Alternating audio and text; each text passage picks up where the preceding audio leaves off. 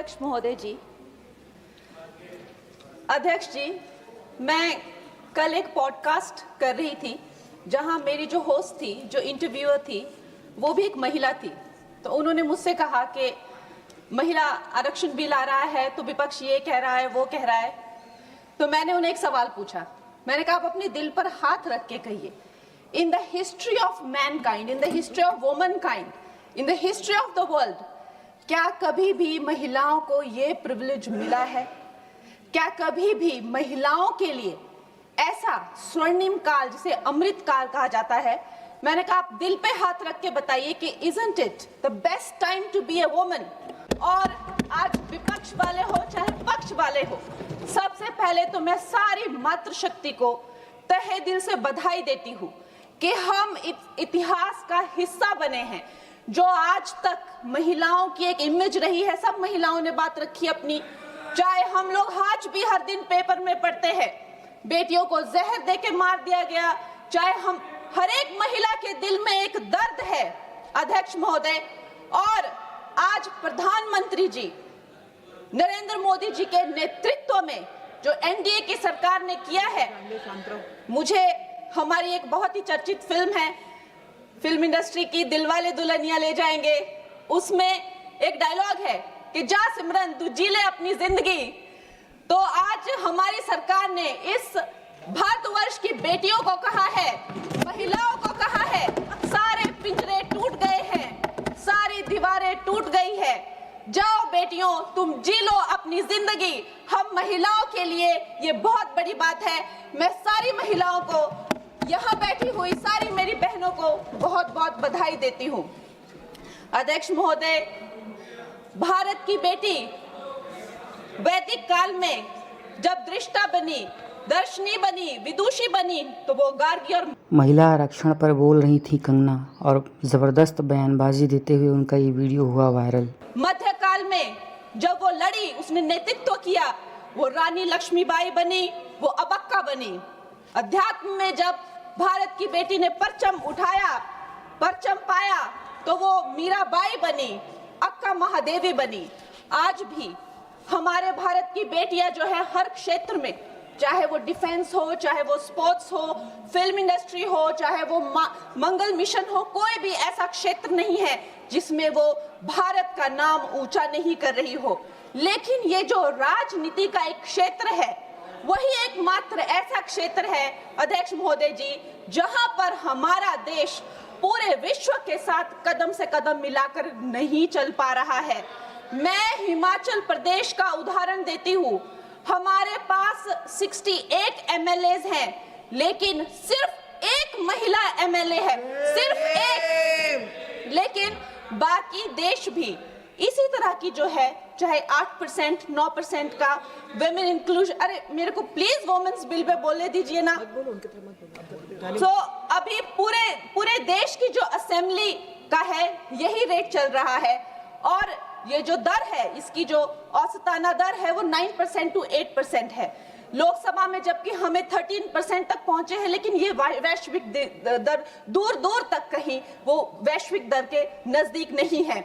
लेकिन आज जब ये महान उत्सव हमारी जिंदगियों में आया है, तो प्रधानमंत्री जी का एक शब्द मुझे याद आता है कि पेट में चूहे दौड़ना। कांग्रेस के पेट में जब भी कुछ अच्छा होने लगता है तो चूहे इनके दौड़ने लगते हैं, और वैसे ही चूहे दौड़ने शुरू हो गए हैं।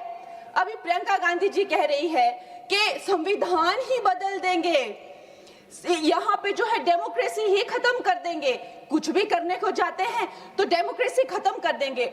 आप थोड़ा भी अगर कॉमन सेंस यूज करें कि जो लोकप्रिय नेता है, जो डेमोक्रेटिकली इलेक्टेड नेता है प्रधानमंत्री जी, जिन्हें डेमोक्रेसी ने उनकी पार्टी को लाया है, वो उस डेमोक्रेसी को क्यों खत्म करेंगे? वो थोड़ा ना कोई इंदिरा गांधी जी की तरह उनसे कोई कुर्सी ले रहा है तो उनको कुर्सी पे हक जमा के रखना है, तो वो डेमोक्रेसी खत्म करनी ही पड़ेगी। ऐसी तो कोई स्थिति है ही नहीं।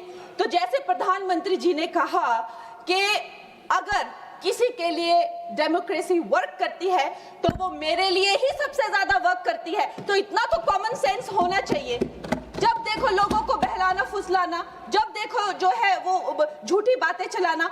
और अब एक नई बात सीखी है, डिलिमिटेशन जो है, चलो वुमेन्स बिल उनमें हिम्मत नहीं है बोलने की, डिलिमिटेशन में लफड़ा है, इसको हम लोग नहीं आने देंगे। अरे प्रियंका गांधी जी, जब लास्ट टाइम डिलिमिटेशन तो कोई बीजेपी का तो कोई प्रोसीजर है नहीं, एक ये संवैधानिक ये एक प्रोसीजर है, हर 11-11 साल में होता था। 51 में हुआ, 61 में हुआ, 71 में हुआ। 71 में जब हुई डिलिमिटेशन तो 61 करोड़ जो है वो भारतीय थे। उस टाइम पे जो 543 जो लगभग सीटें थी, आज भारतीयों की संख्या 140 हो गई है। क्या उनका समीकरण है? क्या उसमें से SC ST उनको उनका हक नहीं मिलेगा? SC ST में भी 1/3 हक महिलाओं, उनकी क्या संख्या है, उनकी क्या सीट आएगी? ये सारी कैलकुलेशन किस तरह से आप रिजर्वेशन देंगे? 140 करोड़ जो अब महिलाएं हैं तो they should not be accounted for. इस तरह की ये बहकी बहकी बातें कर रहे हैं। अभी मेरी बहुत अच्छी मित्र है यहाँ जून TMC के जो MP हैं, उन्होंने कहा कि 33% रिजर्वेशन क्यों दे रहे हो, 85% दे दो। अरे आप थोड़ा तो कॉमन सेंस यूज करिए। अगर आप जो है 33% दे रहे हैं, लेकिन जो बाकी सीट्स है उन किसी भी सीट पे वो ओपन सीट्स है, वो महिलाओं को लड़ना जो है उस पे कोई भी किसी तरह का बैन नहीं है। 14% हम ऑलरेडी पहुंच गए हैं। तो जून जी, मैं आपको ये कहना चाहूंगी कि लगभग 50% से ज्यादा महिलाओं का पार्टिसिपेशन होगा इस महिला बिल के बाद। तो अध्यक्ष महोदय जी, सोनिया गांधी जी कहती हैं कि इनको इतनी जल्दी क्यों है, ये महिला बिल इतना जल्दी में क्यों लाते हैं? तो आपकी तरह होना चाहिए था कि 30 साल जो है आपने इस बिल को लटका के रखा। अवश्य मैं इस बात से अग्री करती हूँ कि प्रधानमंत्री जी जो है महिलाओं को न्याय दिलाने के लिए जल्दी में है, क्योंकि जो काम 60 साल में नहीं हुए वो उन्होंने 10 साल में ही करके दिखा दिए।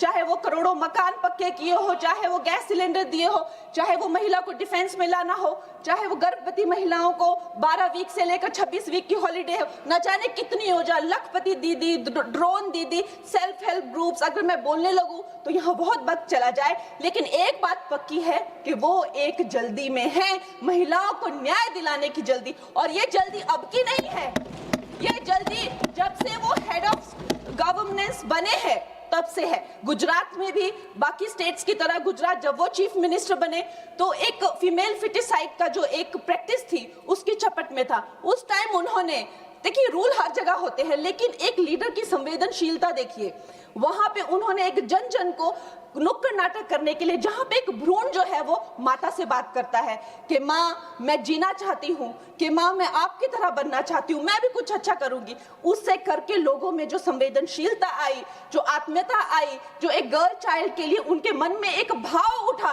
उसके करके आप देखिए इंडिपेंडेंट इंडिया की हिस्ट्री में 1000 मेल चाइल्ड पर पहली बार 1020 फीमेल चाइल्ड हुए हैं। ये प्रधानमंत्री जी की कमिटमेंट है फॉर गर्ल चाइल्ड। लेकिन इन लोगों को जो है इस बात का दुख होता है।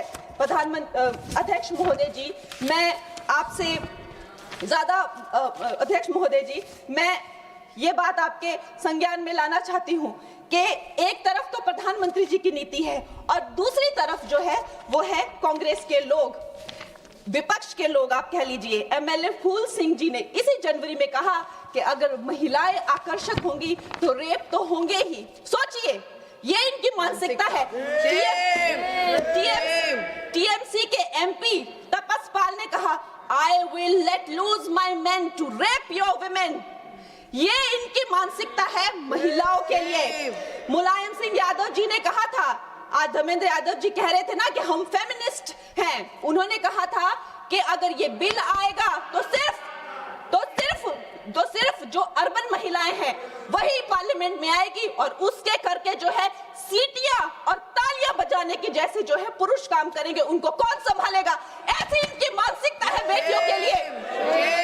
अध्यक्ष महोदय जी, जब मुझे टिकट 2024 में जब मुझे टिकट मिला था तो मेरा एक फोटो लगाकर उसके नीचे कांग्रेस के प्रवक्ता ने लिखा था कि मंडी में क्या भाव चल रहा है।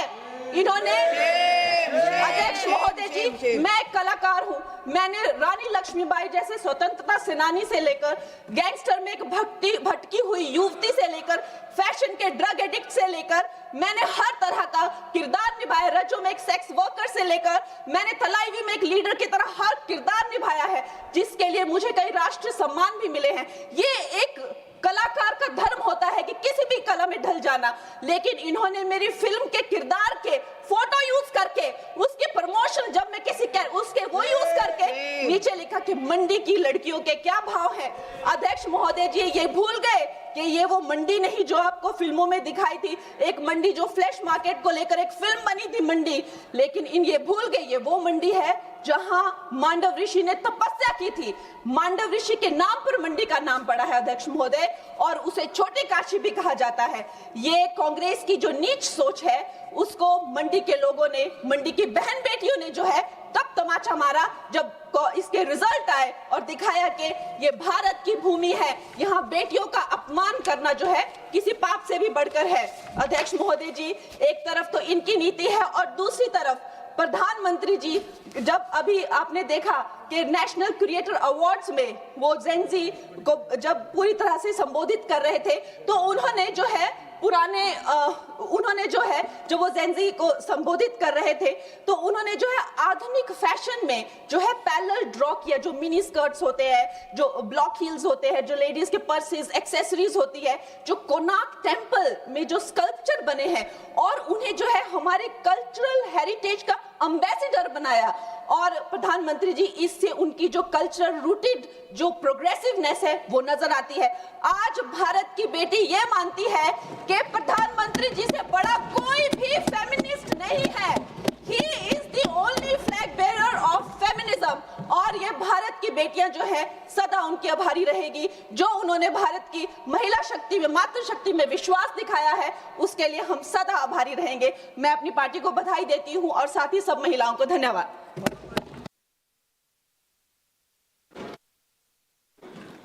श्री अब्दुल रशीद से महिला आरक्षण पर बोलते हुए मंडी से बीजेपी की सांसद कंगना रनौत ने विपक्ष की तो कलई खोल ही दी, साथ साथ उन्होंने प्रधानमंत्री मोदी को सबसे बड़ा फेमिनिस्ट यानी सबसे बड़ा नारीवादी कहा।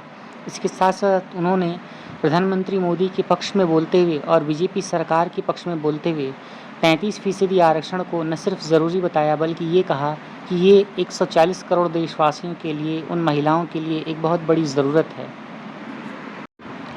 कुछ फिल्मी डायलॉग्स का भी जिक्र करते हुए उन्होंने DDLJ यानी दिल वाले दुल्हनिया ले जाएगी की तर्ज पर जा सिमरन जी ले अपनी ज़िंदगी के तर्ज पर ये कहा कि जाओ देश की महिलाओं, जी लो अपनी ज़िंदगी और बना लो अपना भविष्य। इस तरह से उन्होंने फिल्मी चर्चाओं का भी जिक्र किया और महिलाओं के लिए इसे एक बहुत बड़ा कदम बताया। साथ साथ उन्होंने विपक्ष पर भी तीखा हमला बोला और सीधे सीधे प्रियंका गांधी का नाम लेते हुए ये तक कह डाला कि प्रियंका गांधी इस बिल के विरोध में हैं और उन्होंने प्रधानमंत्री मोदी की मंशा नहीं समझी। और प्रधानमंत्री मोदी जो कि देश के महिलाओं के लिए इतना बड़ा कुछ कर रहे हैं, उन्होंने हमें सम्मान दिया है और देश भर में महिलाओं की इज्जत को बढ़ाया है। इस तरह से उन्हें विरोध नहीं करना चाहिए और प्रियंका गांधी के साथ साथ पूरे विपक्ष को इस बिल का समर्थन करना चाहिए। अपनी बात बोलने से टोके जाने के मौके पर भी उन्होंने एक बार ये तक कह डाला कि मैं रिक्वेस्ट करती हूँ कि मुझे बोलने दीजिए प्लीज़। इस तरह से जब कंगना रनौत का ये ज़बरदस्त बयान संसद भवन में वायरल हुआ तो लोगों की चर्चाएं आम हो गईं और सभी ने सभापति महोदय के साथ मेज़ थपथपाकर इस बात को स्वीकार किया कि वास्तव में महिलाओं के लिए जो रिजर्वेशन का ये बिल है ये आवश्यक है। तो सरकार के इस रुख पर और कंगना रनौत जो कि बीजेपी की मंडी से सांसद हैं, उनके इस बयान पर आपका क्या कहना है? ज़रूर कमेंट कीजिएगा। वीडियो को लाइक, शेयर और सब्सक्राइब करना मत भूलिएगा।